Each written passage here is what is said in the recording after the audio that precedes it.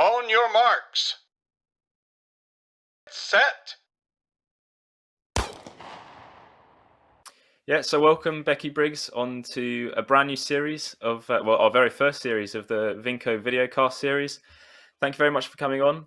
Really appreciate it. This is just a series to talk to athletes like yourself on kind of recent performances and your time through the sport that's taken you to get to where you are today. Of course, this is in great timing with your recent Manchester Marathon, where you went an incredible time of 2 hours, 29 minutes and 4 seconds, taking a massive 5 minutes off your PB. Yeah, so, and I'd really like to delve into that and hear about your, just how you got to that point and your build up to the race. So yeah, it was okay. So it was my third marathon build up. So I felt like I kind of knew what I was doing. I knew that it was basically just going to involve, a lot of miles and then kind of one big marathon session per week, which is kind of the way that we do it. So yeah, it had been an okay build up, but it hadn't been outstanding.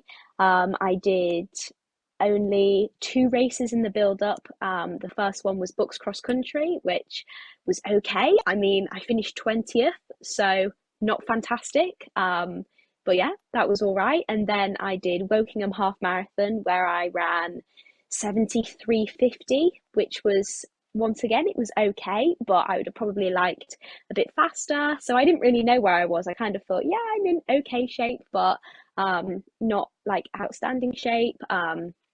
I wasn't kind of doing any like out of this world sessions or anything. I was just kind of ticking along and getting them done. So yeah, it was kind of a pretty standard build up. No disasters, but equally not kind of amazing. And did you have a specific time that you were aiming for? Did you have a pace you were trying to hold, or did you kind of surprise yourself? So I mean, we set off with the intention of running the European time, which was 2:32. So that's 3:35 a kilometre. So that's what I had written on my hand. I had 3:35 a kilometre.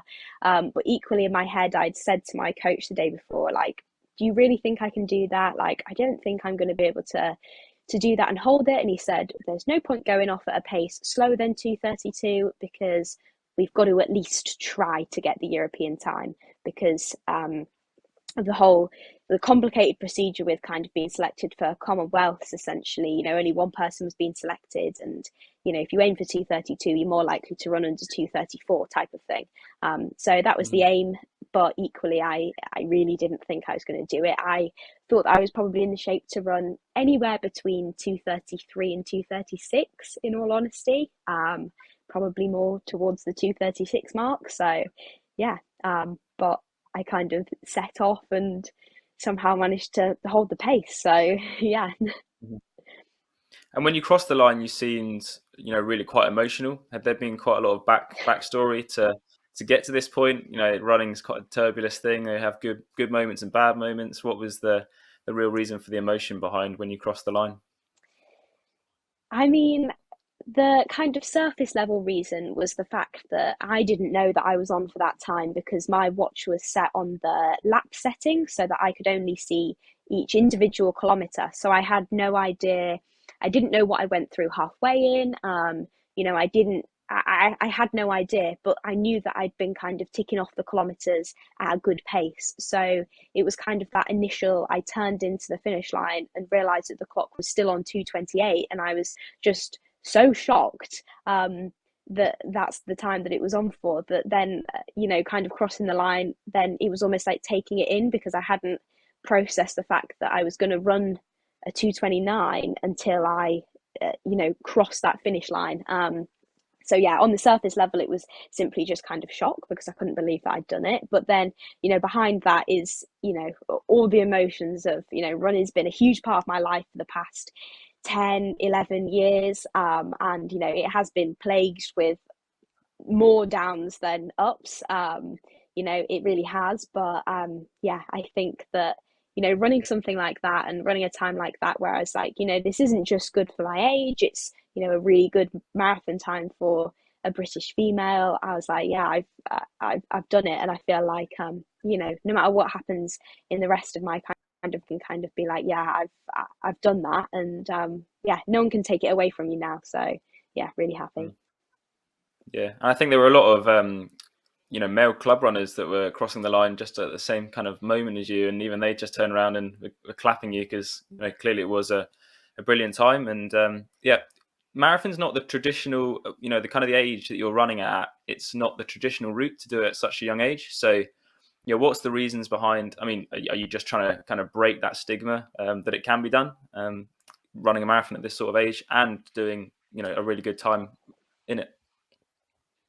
I think ultimately, through the kind of path of my running, I started doing road 10Ks when I was 15 and essentially didn't really do track. So, I've always kind of had that road running background. And then I did my first half marathon when I was 18. And, I ran under 75 minutes in my first half marathon. And I think that, especially at the age of 18, that kind of showed that, the distance running on the road is definitely, if I'm going to have success, that's where it's going to be. And also it's what I enjoy. I enjoy road running, I enjoy the training for it, and I enjoy the road racing. So it's always kind of been in the back of my mind that, if someone said to me, you're going to go to the Olympics in the future, what event are you going to do? It was always going to be the marathon. I don't, it wasn't ever going to be kind of the track 10K. It would be the marathon. And then it's kind of one of them things where I decided to do my first marathon when I kind of found out that the Olympic trial was at Kew Gardens, and I was like, right, this is essentially round the corner from where I live because I live in Teddington, and Kew Gardens is pretty much just past Richmond, and I was like, yeah, I could I'll give that a go because it was lockdown, and I was like, there's not going to be any other races on at all, and if I have this as a goal, then no matter what happens, I've worked towards something, and I can say that yeah, I've done a marathon. And I suppose that was kind of how I got into it at such a young age. But yeah, I think as well, it's one of those things where I enjoy it, and I've always kind of had that passion to, do the marathon. And especially, my dream was always to kind of, finish London Marathon, and then to kind of, go and do it at the age of 21 was really surreal because I didn't think I would ever kind of, do it that young. But equally, I think that you've got to take every opportunity that you have because, life doesn't go on forever, and you never know what's kind of around the corner. You never know what's going to happen. So if you've got the opportunity to do something and do something well, don't wait around. Go and do it. So yeah, that's kind of my philosophy against it. And talking about opportunities, you took part in the Olympic marathon trials for Tokyo. I think you finished was it eighth place there. So was that a sort of stepping stone? Did you just take that as a I'm going to go into this as more of a learning point and see what I can take from it, for the future? And I guess it's paid off coming on now. Yeah. Yeah, so it was one of those things where I essentially came off the back of the World Half Marathon and changed coaches and went into having my new coach, who's my current coach, Jeff Watkin, on the basis of this is what I want to do. I want to do the Olympic marathon trial, and essentially, I want you to coach me to run the Olympic marathon trial. And it kind of quickly became apparent that actually, even though I'd never done a marathon before, but the training was going well, and it was kind of like, actually, let's see what we can do. And in all honesty, I was possibly in the best shape I've ever been in going into that marathon at Kew Gardens, and I just got it so wrong. I didn't take the drinks on because the pace was just a bit too fast for me to be able to comfortably pick up the drinks, drink the drinks, and stay with the group. So I didn't drink the drinks, and when everyone talks about hitting the wall in the marathon, I hit the wall really, really hard. And the last 5, 6 miles were essentially me kind of run walking. And I was absolutely devastated because I genuinely think that if I'd have got everything right on that day, then I could have ran 2:29. I was in no better shape for Manchester than I was before Kew Gardens. And I can honestly say that because, it's me who's done the training, and I've, seen the sessions that I've done. I was in really, really good shape for it, but I just got it really, really wrong. But also it taught me so much. It taught me so much about the marathon that you have to treat it with respect, and you do have to take the drinks on, and, you aren't kind of one of a kind, and you're not going to kind of get round without taking the drinks on. You can't do that. You've got to, do it, and you've got to practice it. And, that's equally a big part of the training as, the running is. But also it taught me mentally that, when I was, I couldn't see anything, there was loads of people dropping out around me. It was lonely because obviously it was a closed off course because of COVID. But, I got to the finish. I walked to the finish and still finished in a respectable time for a first marathon. And I think, yeah, that showed me a lot about kind of my willpower and the fact that, I think especially with the marathon is that, and especially going forwards into kind of championship races for the marathon, sometimes they are in hard conditions and things, but if you want to finish, then one way or another, you're going to get yourself to the finish line. And I think that that's a really important thing that I kind of taught myself and hopefully other people that, even if it goes wrong, if you want to do something, then yeah, you can jolly well make sure you do it. So yeah. And when it comes to like the nutrition side of things, you're talking about how it's such a, if you're doing something like a 5K and 10K, you can kind of get through it without taking anything. Marathon is slightly different. You're saying you need to take a drink along the way. What type of, I'm assuming you're not just taking water. What do you kind of have to take on board to get yourself to the finish line? So I take on Morton, and I'm lucky enough to receive Morton products, and I've never had any kind of issues with like digestion.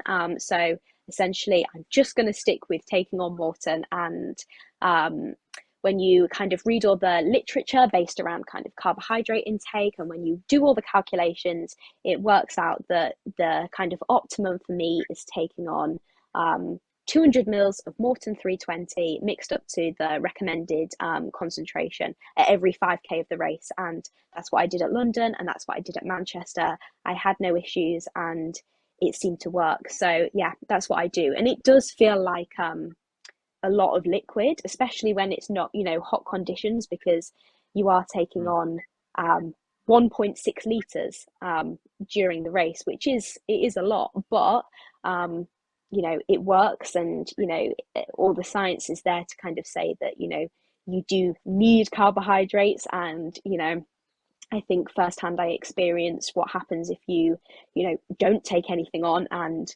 it's awful. So I kind of told myself that I was never going to make that mistake again, because it was such a and it was my fault. It was nobody else's, doing that I didn't take the drinks on. And I think that was the hardest thing mentally, because ultimately I knew that I had essentially wasted the opportunity to run well there because of the mistake I made of not taking on the drinks. Yeah. And so from this time that I believe that's the Commonwealth Games selection time. I'm not sure if you've been selected or not yet. If you are selected, or if you are selected already, is that the next big aim? Is that something you're kind of a longer term goal? Although it's not that long away, is that going to be a big point for you? So when we finished Manchester, as well as being the selection for the Commonwealth Games, it was also the select for the European Marathon Championships this summer. And because I was, first across the line in both under the European and the Commonwealth standard, I essentially had the choice of which one I would, prefer to be considered for. And personally, I wanted to be considered for Europeans over Commonwealths. So that's why I said Europeans, and I've been selected for Europeans. And because of obviously the nature of the marathon, in some events, sprints or maybe 800, you might, be able to do both. Obviously in the marathon, you can't. So there's a one or the other type of thing. I would love to have been part of the Commonwealth Games, but personally I wanted to be part of the European team, get the senior GB vest and do that more. And, looking long term, you never know what's going to happen in the future, but the next Commonwealth Games is in Australia. And if I was lucky enough to kind of have the opportunity to go there, then, that would be amazing. But yeah, for now, I chose Europeans, and we've got a really strong team, and yeah, it should be a great event and great to kind of go and be part of the European Championships. So Yeah. And any particular time that you're going for? Are you trying to improve on what you've already done, or are you going in with more of this is a race, so you're going more for the kind of win? Because obviously championship races kind of tend to play out slightly different.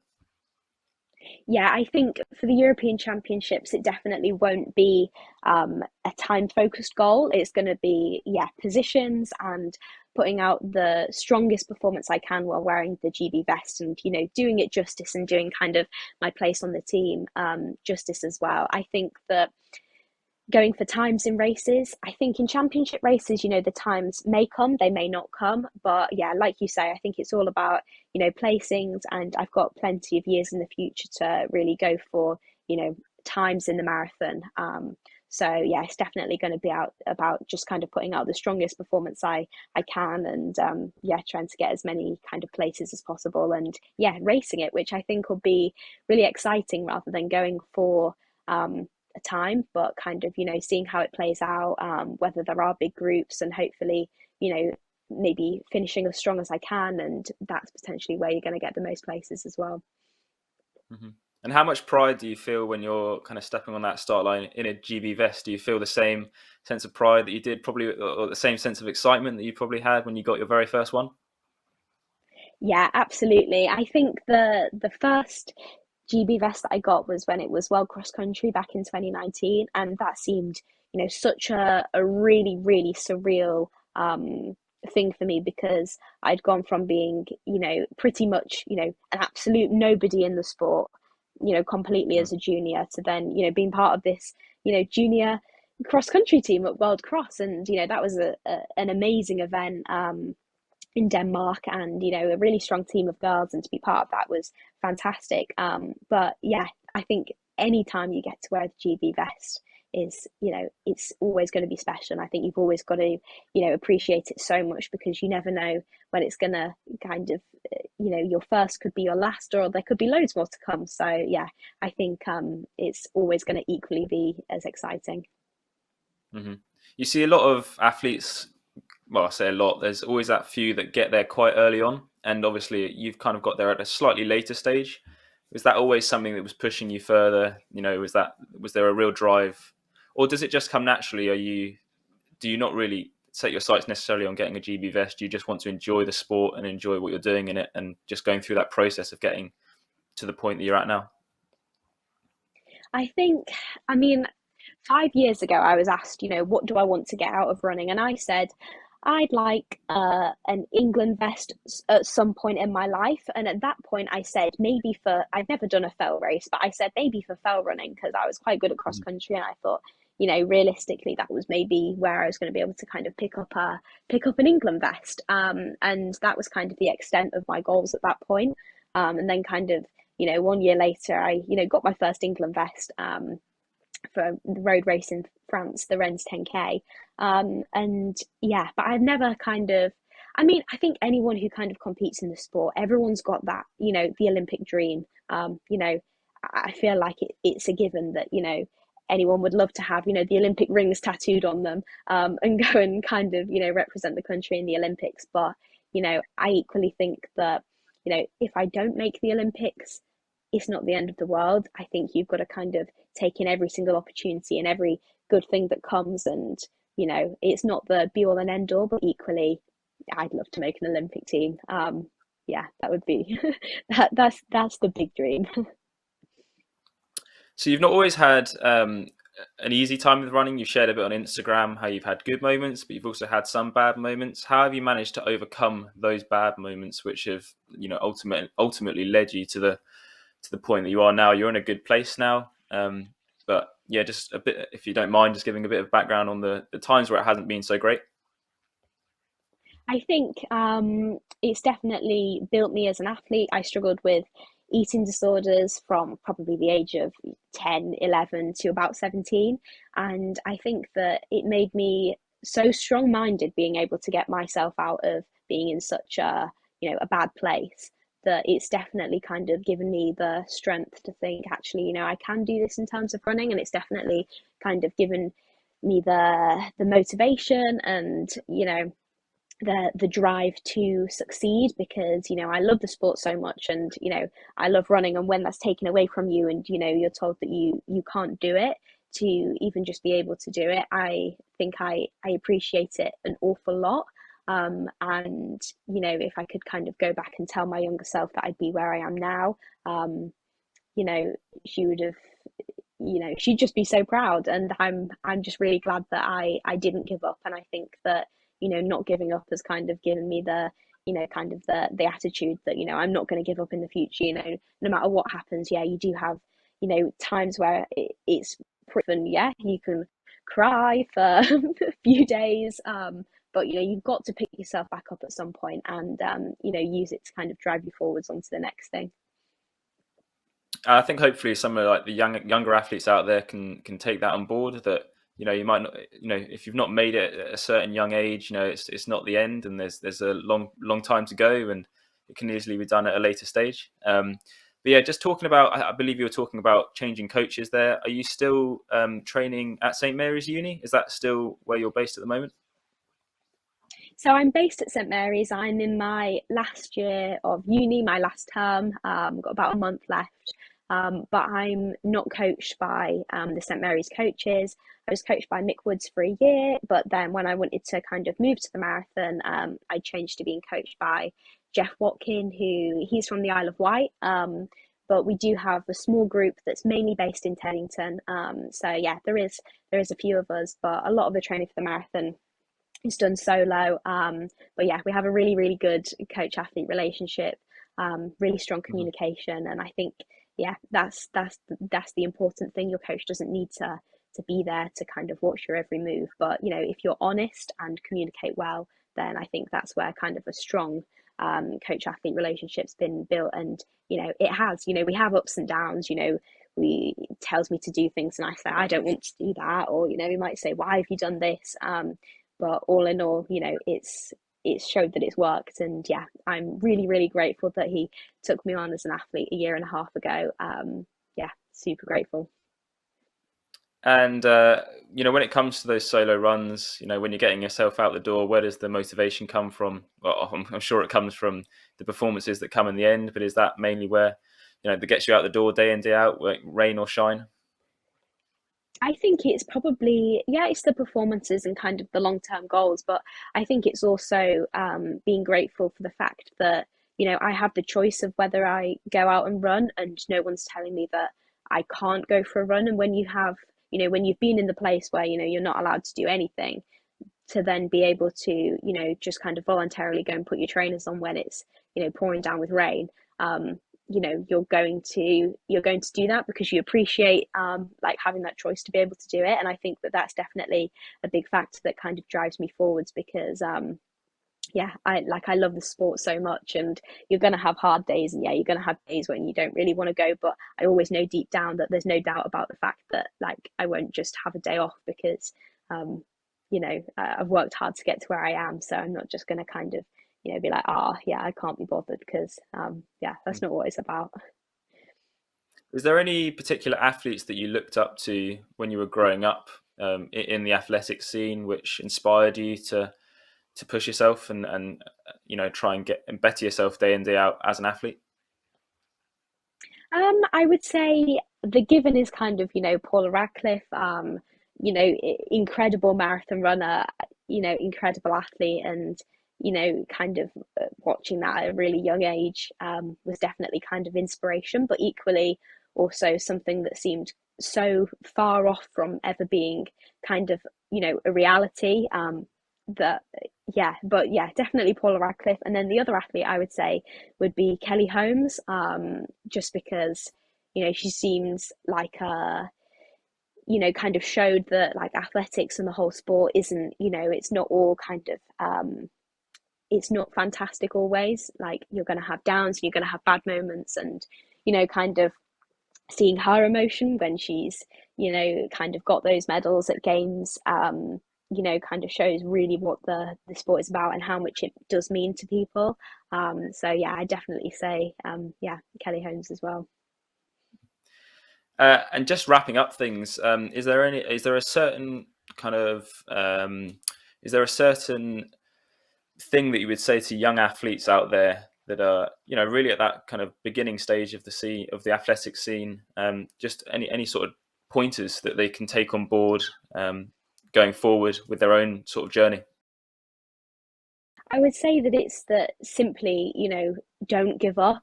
You've got to believe in yourself and, just just do not kind of give up on your dreams. Don't let anybody kind of put any doubts in your head, because if you work hard consistently for a number of years, then the chances are that you might make it, and you might surprise yourself in the years to come. And yeah, just because you aren't finishing at the top of English schools, it really doesn't matter, because the people that were finishing at the top of English schools, not all of them are running now, never mind being kind of at the top of their game. So it's not the be all and end all when you're in kind of the junior years at school. You don't have to be at the top, but you've got to be dedicated and prepared to work hard and prepared to stick at it, even though sometimes it might feel like you're going backwards rather than forwards. Well, thank you very much, Becky, for coming on to the Vinco Videocast series as our very first guest. Really appreciate you taking out your time, and lots of good luck in the future in your future races. Thank you.